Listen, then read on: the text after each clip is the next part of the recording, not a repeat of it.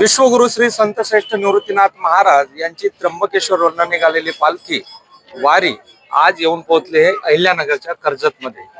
पायी वारी चालत असताना वारीचं स्वरूप बदलत गेलं। वारीमध्ये वारकऱ्यांची संख्याही मोठ्या प्रमाणात वाढत गेली आणि आज याच वारकऱ्यांच्या सेवेसाठी दोन संस्था पुढे आलेले आहेत, ते म्हणजे एकनिष्ठ खासदार राजाभाऊ वाजे आणि नाईकवाडी संस्था। राजाभाऊ, खरं तर आम्ही गेल्या त्र्यंबकेश्वर पासून हा सगळा प्रवास बघत होता वारीचा, वारकऱ्यांचा। नाशिक मधून निघाल्यानंतर अहिल्यानगर पर्यंत पोहोचले। वारीचं स्वरूप बदललं, संख्या बदलत गेली आणि या ठिकाणी वेगवेगळ्या संस्था ज्या आहेत त्या मेडिकलसाठी टीम उभ्या राहिल्या आणि वारकऱ्यांची सरळ हाताने सेवा करू लागली। त्यात आपलं एक योगदान आहे, डॉक्टरांचं योगदान आहे, संस्थेचं योगदान आहे। काय सांगाल, काय नेमका भावना? नाही, भावना अशा वेगळ्या काहीच नाही।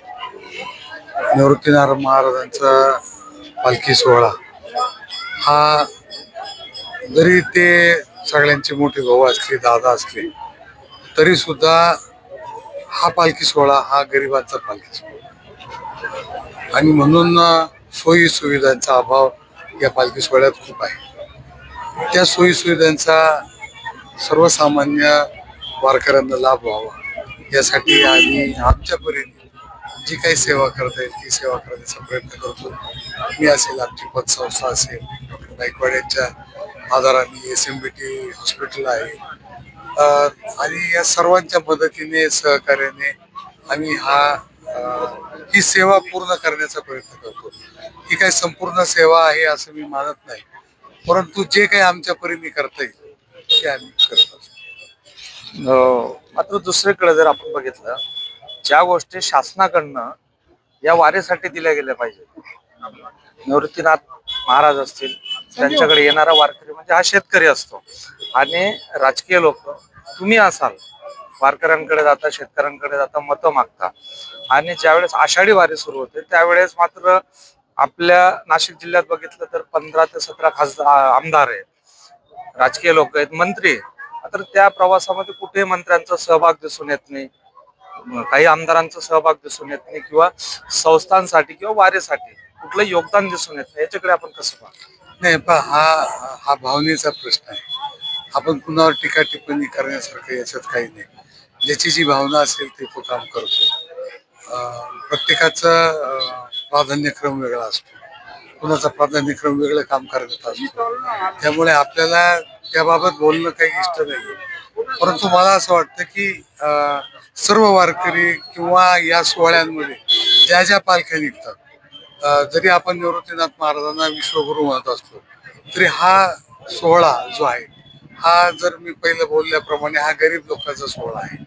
इथे तामझाम काही नाहीये, सर्वसामान्य लोक या सोहळ्यात येतात। सोयी सुविधांचा अभाव असेल, परंतु भावना तीच आहे आणि म्हणून मला असं वाटतं की या पालखी सोहळ्यात सोयी सुविधा उपलब्ध करून देणं हे जास्त गरजेचं आहे आणि ते आमच्यासारखे थोड्या प्रमाणात, जेवढी आमची ताकद आहे त्या प्रमाणात करतोय। आणि ही सेवा आहे, याच्यातून काही राजकीय फायदा किंवा वैयक्तिक लाभ मिळवण्याची गोष्ट नाही। ती सेवा आम्ही सर्वजण मिळून करतोय। मी कधीतरी एखादा जो चक्कर होतो, परंतु डॉक्टर नाईकवाडी असतील, ही सर्व त्यांची टीम असेल, काही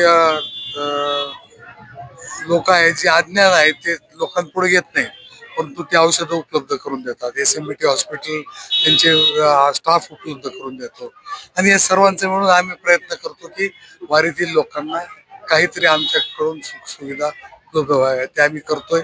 याच्यातून कोणताही लाभ घेण्याचा हेतू नाही, त्यामुळेच होता होईल तेवढं मी इथं येणं टाळतो की आपण इथं येऊन आणि आपण काहीतरी त्याचा राजकीय फायदा घेतोय असं होऊ नये, म्हणून मी यायचं टाळतो। पूर्वी मला वाटतं जेव्हा मी खासदार नव्हतो तेव्हा मी जवळपास 7-8 चक्कर माझे व्हायचे, परंतु यावेळेस कमीत कमी चक्कर कसा होईल, परंतु व्यवस्था चांगली कशी राहील त्यासाठी वेगवेगळे माणसं येतात। औषधाचा पुरवठा अपुरा असेल, ते औषधं पुरवण्याचं काम करतात आणि आम्ही आमची सेवा ज्या भावनेने लोक चालतात त्या भावनेने आम्ही चालतो।